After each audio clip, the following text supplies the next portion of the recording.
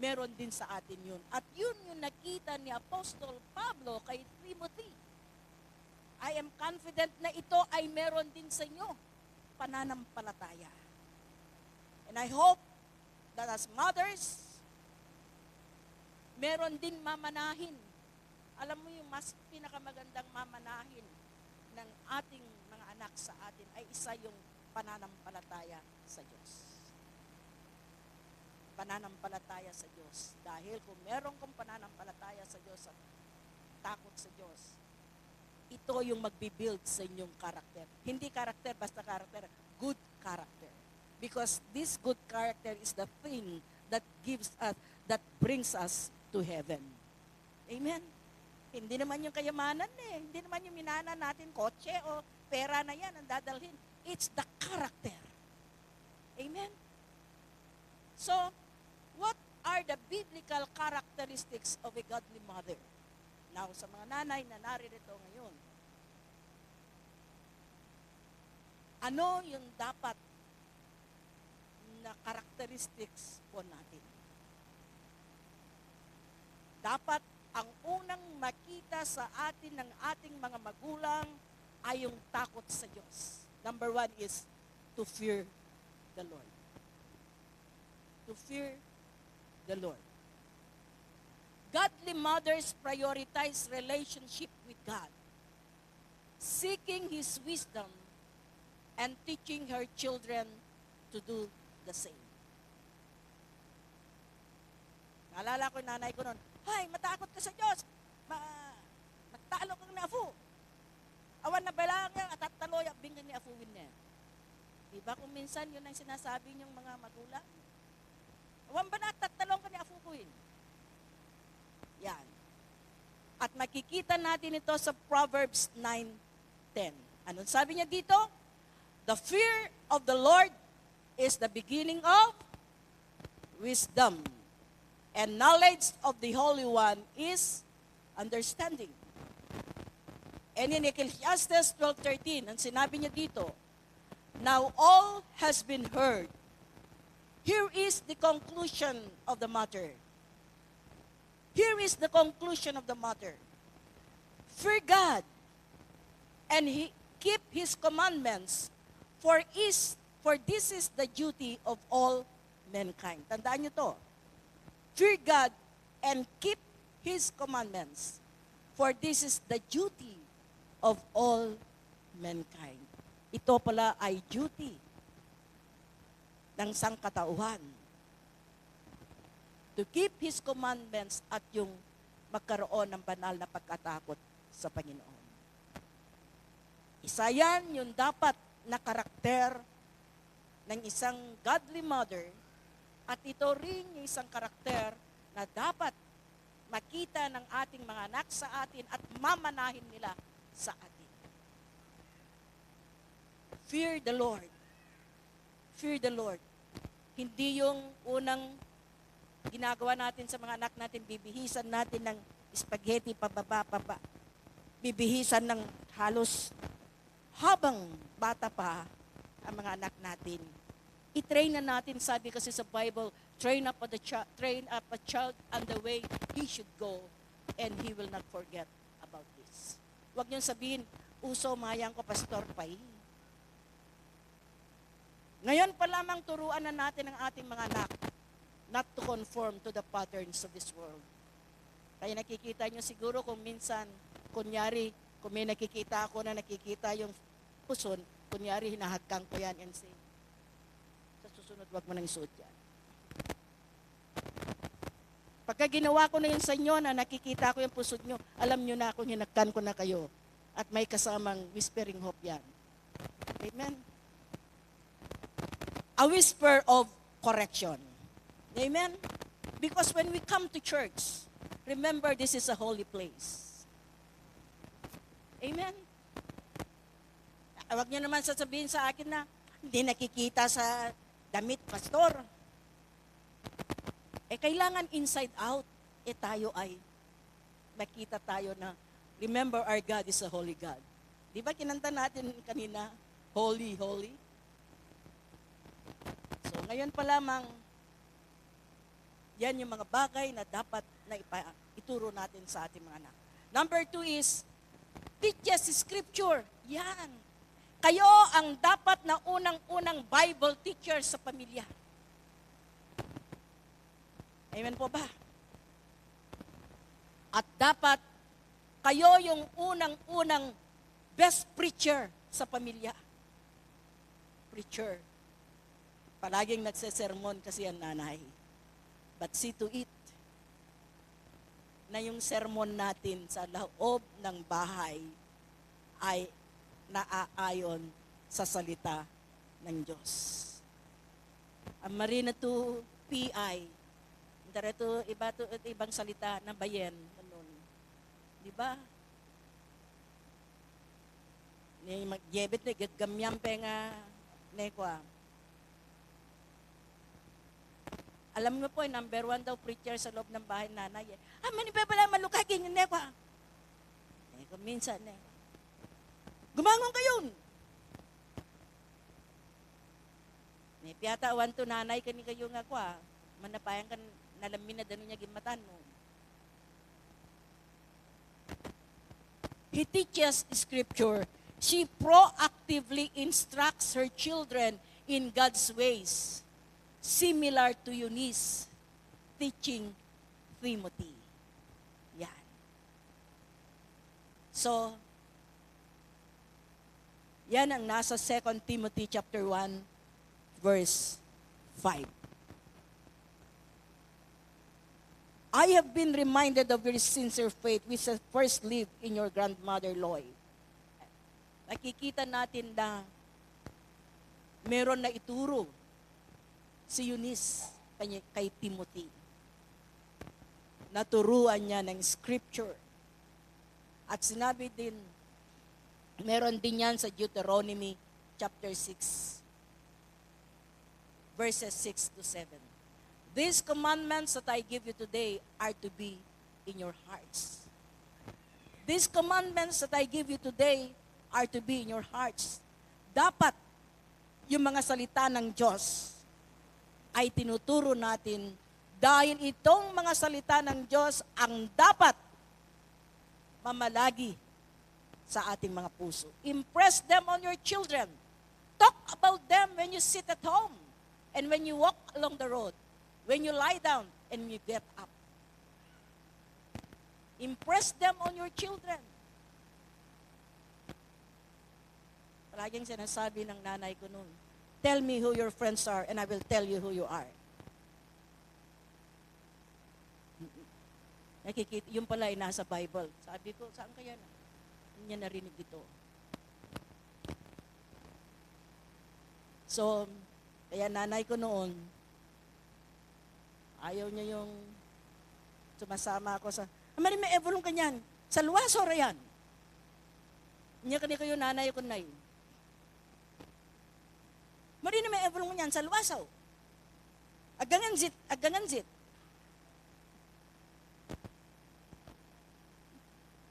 Aganganzit, so ano pa, mabusit. So, kailangan turuan, scripture pa lang, ituro natin yung salita ng Diyos.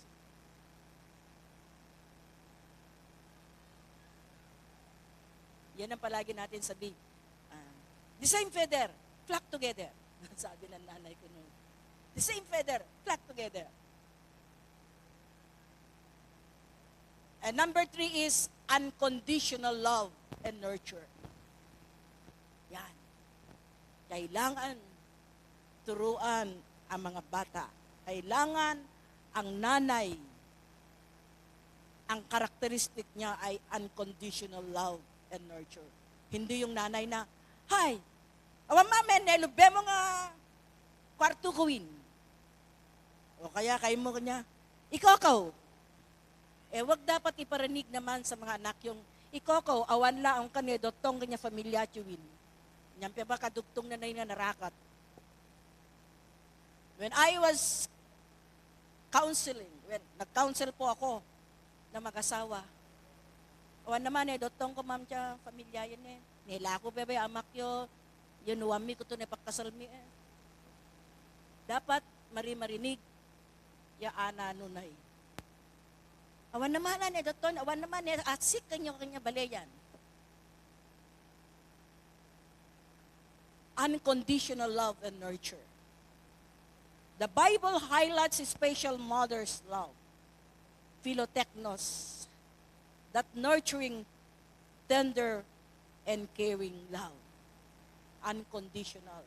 Because ang binigay po ng Lord sa atin ay unconditional love. Kahit nung tayo ay makasalanan pa lamang, ay iniligtas niya tayo.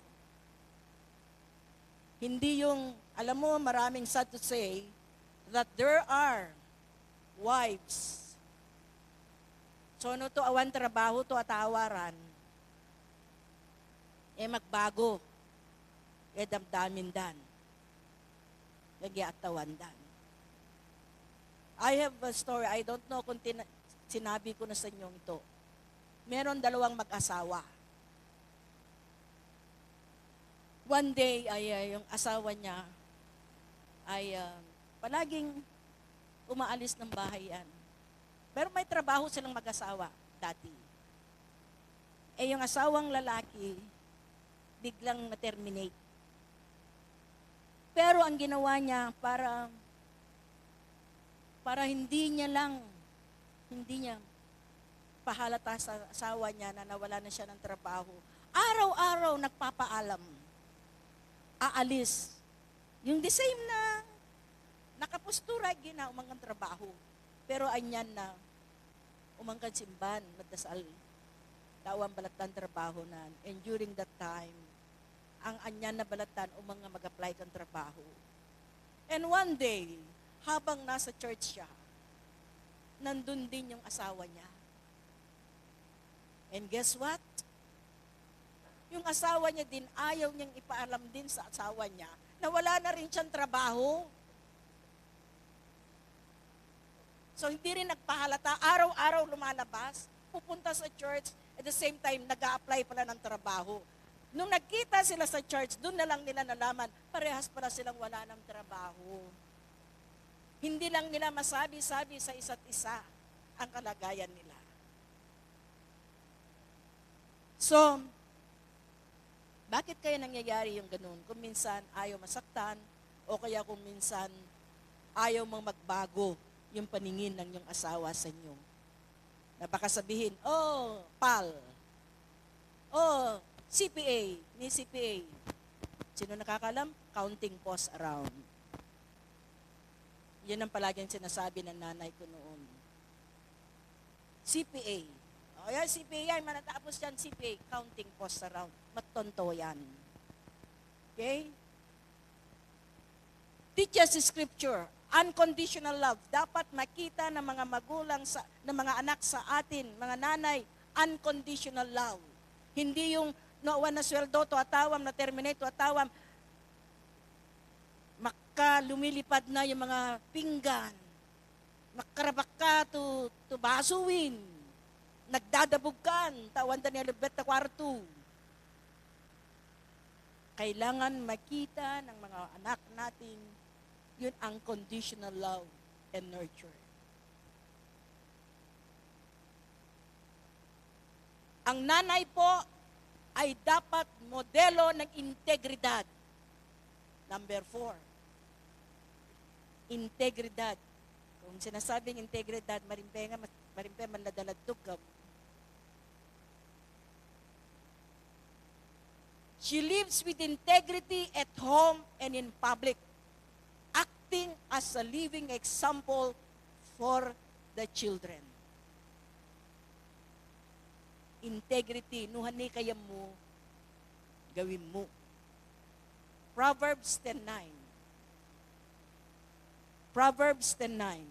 Isa yan po, makikita po natin dyan, yung patungkol sa integrity. Pwedeng i-ano nyo sa Proverbs 10:9. Kailangan, mga nanay, merong integridad. Kailangan meron tayong integridad. What is integrity? Let your yes be yes, and yet let your no be no. Hindi yung, kaya mo sangaw, tanakwan niyo kwa mo. Oh, marimaladalutog, kumudyaan mo pa, ikaw man ang bera ladugera. Nyan dumating. Ano ko yan, kau Shopee. Baka inyo mahilig ang Shopee rin yung nanay. So, na mag-complain to atawa, tatanganayon yan, Shopee. Awan, padalalay ko yan, ang balatantang. Ikaw balatan niya ng i-order pa eh. Aladaladog kayo. So, you should be models of integrity.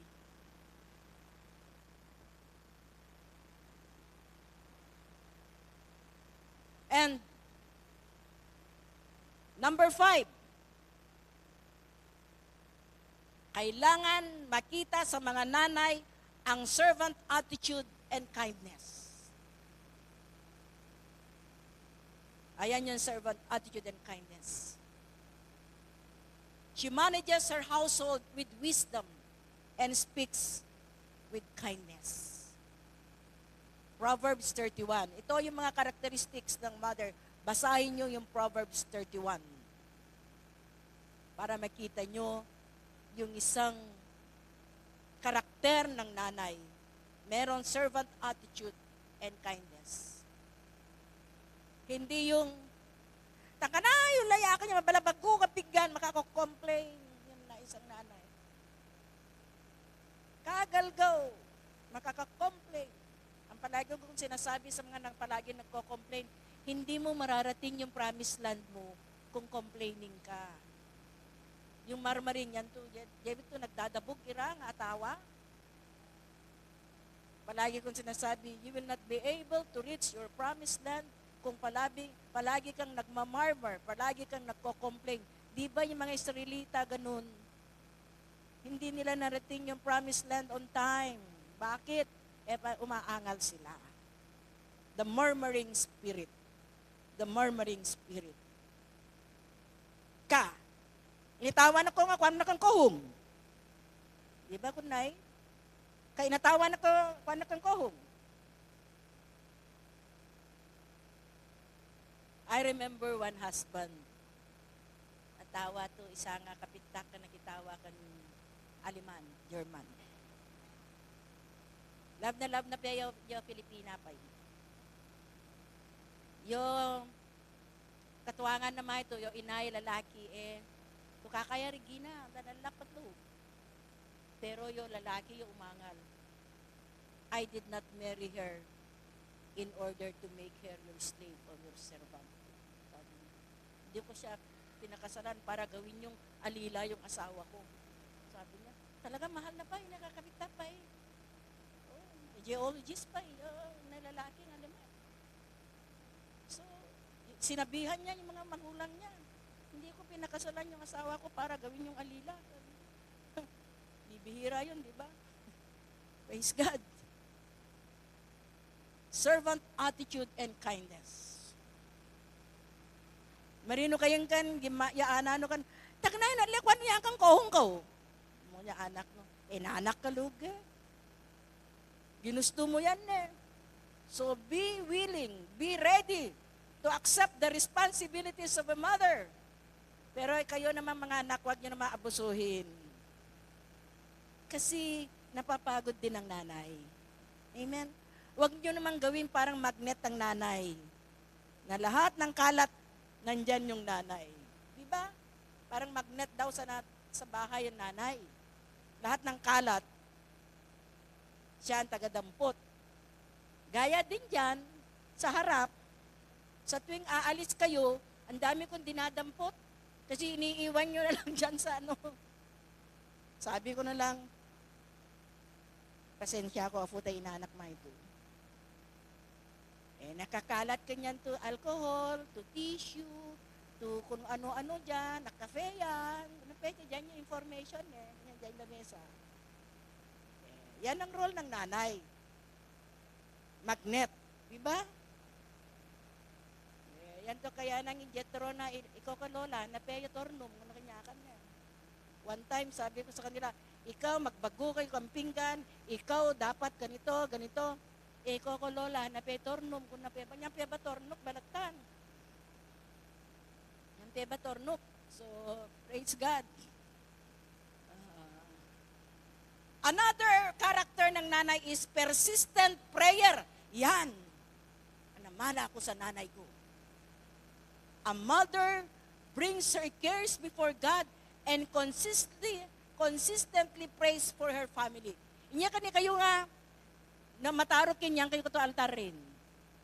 O kaya na makapano anano hay maribita pa paano ba to sa altar bitan. Yan. That's my mother.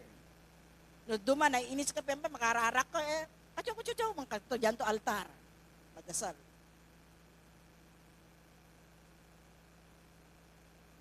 Mothers should teach about prayer. Kung nag-aalala, ituro nyo ang Philippians 4:6-7. How to manage anxiety. Kung madaling mag-give up ang isang anak, ano ituturo nyo? Matthew 7:7. Persistent prayer. Magdasal ka lang ako, anak, huwag kang mag-give up. Sabi niyan sa Matthew 7:7, paano naman na masasabi niyo kung wala naman kayo nabasa? Di ba? Kaya it is very important that as mothers, we also know this scripture so that we will also have something to teach the children. Di ba? Kiniya Biblia ko anak ko, maring mag-give up. Kiniya Matthew 7:7 yan. Ang tereno niyang anak na mag-complain, maraming marimalay. Dampe ko inayo, iafupet, nabiyak na kamadala dasalin. Ang i-remind nyo sa kanya, ano ba yung dapat? Praying according to His will. Anak, siguro, hindi yan ang kalooban ng Panginoon. Ituro nyo about John 5:14. We should pray in accordance with the will of God. Ziyana, gaya to isa alaga ni. Paris sa motorsiklowing ko na. O dinayaya na pa ito marin ng motorsiklon. Tatakay na. Yung gamitin mo siya, makotse na sangwi ko na. Aba, mas tumaas. Sabi ko, nabigla kami. Imbes ka mayaya, at least tricycle siya, may makita kela siya, rata, kotse, kaya na. We should pray according to the will of God. Amen? Huwag natin ipilit. Isa na nalanang ko sa nanay ko is, marim ako maning gawatan niya, marim magawa ko anak ko, marariat no, bumagsak ka. Ang tereno, nelat niya kagastador ko, afafokla ko anak ko, afafokla man. O kaya to, no kaya kumain to kanang kami niyan, deso no na kan, ay, ibunan ang deso matarok sa nyambalaso, lipayam mo sa matarokin. Marima, itodo nga kanang gamin sa nyambalaso matarok ka, ang nga tolyanin. And the number one, sinasabi ng nanay ko, down fall the jar of oil. So, she taught me about frugality. She taught me about pagtitipid. Pagtitipid. And number 7. Ayan, maikli ang ano ko ngayon. Alam ko matuwa kayo. Dahil nung isang Sunday natuwa kayo sa maikli Kaya medyo pinaiklihan ko na rin. Ito yung gusto nyo pero hindi ko naman palaging gagawin ito. Meron kasi tayong gagawin. So, kailangan ang nanay courageous and wise. Courageous and wise. Matapang. Marina to, mapapon na nga mataras. Kailangan matapang ang nanay. Alam ko si Auntie Erling nga matapang to So, courageous and wise. Parang ang nanay ko ito rin So, like Jochebed. Sino si Jochebed? Si Jochebed po sa Biblia ay si nanay ito ni Moses, ni Aaron, at ni Miriam. No inam mo yaw nga anak ni Jochebed, ni Moses, ni Aaron, and ni Miriam. I Miriam, prophetess. Sa propeta siya. Is a babaeng propeta. Si Aaron, isa ring prophet. So in other words, nakakasta na balbalinan niya anana. I Jochebed. Si Jochebed, courageous siya. Nung time na makikita mo na courageous siya dahil meron yung royal edict o yung batas noon na ipapapatay yung mga Hebrew. Kaya anong ginawa ni Moses? Anong ginawa ni Jochebed? Kay Moses, sino nakakaalam? Diba? She took the courage na hindi niya sinunod yung batas na yun. Talagang, ano siya. Ang ginawa niya, nekwa na kang basket Moses. Nekwa na kang basket Moses dahil alam niya na sa gagawin niyang yun, may ililigtas si Moses sa kamatayan. Dahil pinapapatay yung mga bata na lalaki So she had the courage. And she is wise. Pinainan na to basket kang kwa, pinainan na siguro napakaro kwa sa maritan lungon danum. Wise sige na nga tanong, syempre no basket ni, di ba no marima payang kan alekola kuno ya nekwa ni edi lumubog. Nekwa ni Moses kanay. And then nasinnan to prinsesa. At si Moses ay naging membro ng household ng prinsesa. Jochebed, she protects her children and acts wisely in times of crisis. Sa crisis na yun, dahil doon sa batas na yun, meron itong karakter ni Jochebed. She is wise. She is wise. Kani kayo duduma nga, gimana kang kanyo even in this church, pero kahit yung mga church niya, amang, alam ko kung sino, bato-bato sa langit, marino kaya ti message sa kanyaw, duduma, tanganayon kayo niya amang, merkaya kaw. Aba, bakit kayo natatakot church ito? Kristiyano kayo. Greater is He who is in me than who is in this world. O yan, natatakot si Letty. Isa yan natatakot ayaw niya mag-isa Sino ba dito? Si Rita. Takot yan. Yan. Alam ko kung sino kayo. O, tama rin sinasabi kong dalawa lang. Marami pa, takot.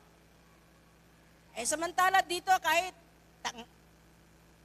nag-iisa ako dito, masarap nga yung yung mas masarap nga yung tulog mo Takot na takot sila. Bakit kayo natatakot? Mga Kristiyano kayo. Yan ba yung makikita ng mga anak nyo sa inyo? Takot kayo? Dapat magpakita kayo ng katapangan. Kanyo katune, kanya manaldalang kami kanya dyan nyo, babaran street, malubek ang balay. Nyan, napakaro kayo na kanya na ang malabali. Firme naman na sinami. Gavat na niya nga, baka mas lalo kayo lang matakotin. Gavat na niyang babi. Nga alas 10 kang gabi. Kanya, kanya But I am with my mother. Matapang ang nanay ko. When my mother prays, last lalo akong tatapang. Ganyan lang kami ng nanay ko. Hindi ako tatakot. Niyang kapitid nyo na fiesta na pa Happy Mother's Day to the woman who makes life beautiful every single day. You're not just my mom, you're my first friend and my forever hero. Ba't ako matatakot? I was was taught by my mother to be courageous. Wala akong kinatatakutan. So, naman labi na kanya, diyan na puwente nga, makakalakan siya naklaman. With more reason na tayo, hindi pa ako marunong ng worship songs noon. Di mas lalo na ngayon, kung dadaan ako doon. So, amo niya kuang kulaman sa makakalakan siya no? To kainda, napakaro amang gano, kanya diyan na puwente. Yan to kainda, mapaggal. Yan to kainda, mamori. Sus, kaya nang ko, iski natay, italora. Nya mamarito mga kanu niya natay. Napakaro, abig ko rabig. So, nako italo tera, Kristiyano tera. Yan niya dapat na masinan niya anak tera kanitera. Yan to, mag-abroad, yung anak. Makatalo, rason nun ako toliran. Ngayon, ang tamarino nga tinuruan ng katapangan. Di ba? For as long as you know how to pray, wala kang dapat katakutan. And I will end in this way. The biblical role of a mother is to use her authority to build up her children rather than weigh them down, offering a mixture of love and firm discipline. She is also encouraged to encourage other believers, acting as a spiritual mother within the church and community. Ito po yung role ng mother. Build up the children. Hindi yung panghinaan sila ng loob. Hindi yung, hindi mo kaya yan, anak ko. Build them up. Offering a mixture of love and discipline. Kailangan tayo as Christian mothers, tayo din ay magpapagamit bilang encouragers to other believers, to the brethren. Acting as a spiritual mother within the church and community. I-influensyahan natin ang mga ibang nanay.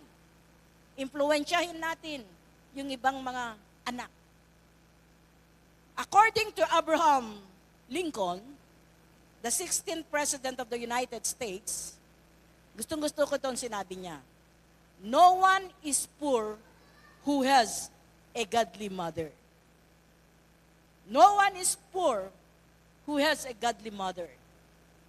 And you know what? Isa rin nakikita ko sa successful families is, there is a praying wife.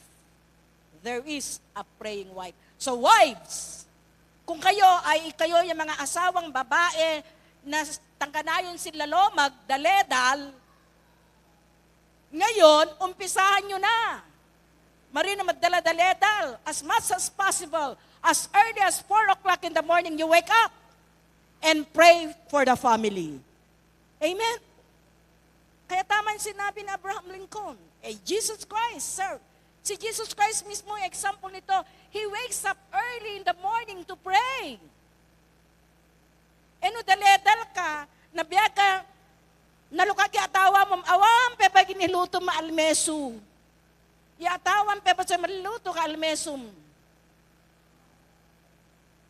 Isa yan sa karakteristik ng Proverbs 31. Yung characteristics of a mother. Kaya ito, mga sinasabi ko sa mga asawang babae ngayon, iwasan niyo madala-daledal. Iwasan niyo chismisan. Iwasan niyo yung tanganaw niyang kang karo ba, makichismis, makimarites, makimarisol. Kasi no, maging productive pa eh. Yung familyano, maprogreso. Yung familia. No one is poor who has a godly mother. And no one is poor who has a praying wife. Dinagdagan ko, a praying wife.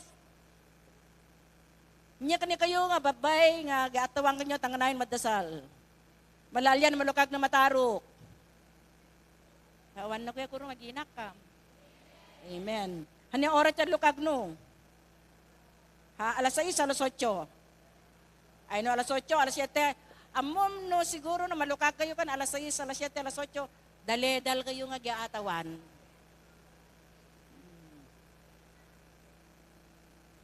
isa pa na natutunan ko is, you can't pass on what you don't have. Wala kang maipapasa maganda sa mga anak ninyo kung kayo mismo ay wala kayong natutunan sa nanay ninyo. So kailangan nyo, lola, kailangan, siguro kayo ba may natutunan kayo sa mga lola ninyo? Nagturo sa nanay ninyo? Kaya palagi kong sinasabi sa isang pamangkin ko noon, sabi ko sa kanila, whenever I cook, ali kayo. Inano yan lutok. Tapos ano mariso nga, sungsungitan nyo, yakatwangan nyo kayo. Di ba? Kayo nga katwangan pa, sungsungitan mo na marina mo, maluto yo, manuwan no. Oh. So na ito, tolik ka nila, inano yakwang ko, tapos ano mariso sungsungitan niya, katwangan nyo kayo, magkitawa kayo. Oh. Siguro niyan gani kayo, inya gani kayo, masungsungit kayo no, mali kwa niya, yung manuwan no. O baka kayo bebegan, di ba? So, kayo nga mamanuwang, yan. Mamanuwang nga babay, pati na rin sa mga kalalakihan. Kasi nga dala lalaki ko gatawan. Marinamala babepi di ba? Palaging sinasabi ng kapitbahay ko noon, yung yatawan pa, nothing doing. Nothing doing. And now, ito, last but not the least. According to John Bowlby, the young child's hunger for his mother's love and presence is as great as his hunger for food. Her absence inevitably generates powerful sense of loss and anger. Yung pagkagutom daw ng isang bata sa presensya ng kanyang nanay at pagmamahal ng kanyang nanay ay tulad ng paghahanap niya o pagde-desire niya o tulad ng hunger, yung pagkagutom niya sa pagkain. Ganyan daw hinahalin tulad ng bata ang pagmamahal ng nanay at presensya ng nanay. Para siya yung naghahanap ng pagkain. Ngayon, kung wala yung presence and love ng nanay, ito yung nag-generate ng loss. Parang wala akong nanay. Kung ang nanay hindi inaatupag yung pangangailangan ng anak, parang feeling nila, parang wala silang nanay. Sana iba na lang ang nanay ko. Meron pa akong narinig mga ibang bata, kung pwede lang pumili ng nanay.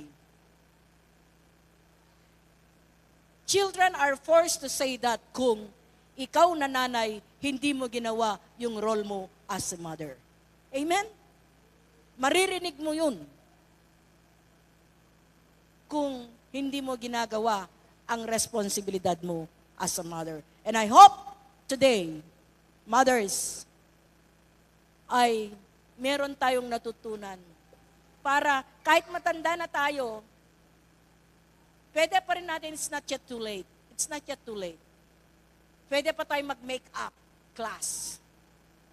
Pwede pa nating alalahanin yung mga bagay na ito para mas lalo pang magkaroon ng kaayusan ang pamilya.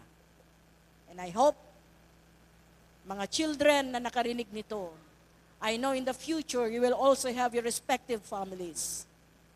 Ito po ay paghahanda. Pero hindi ko naman sinasabi sa inyo na mag-asawa na kayo.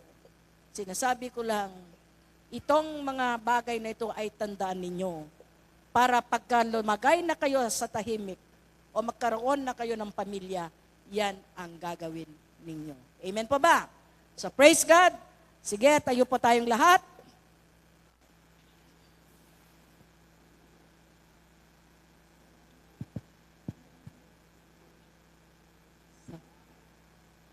Hallelujah, Father. Considering na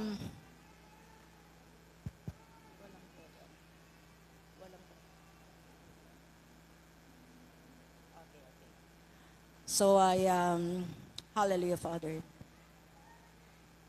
Hallelujah, Jesus. Hallelujah, Holy Spirit. Thank you, Father. Thank you, Jesus. Pwede ba natin kantahin yung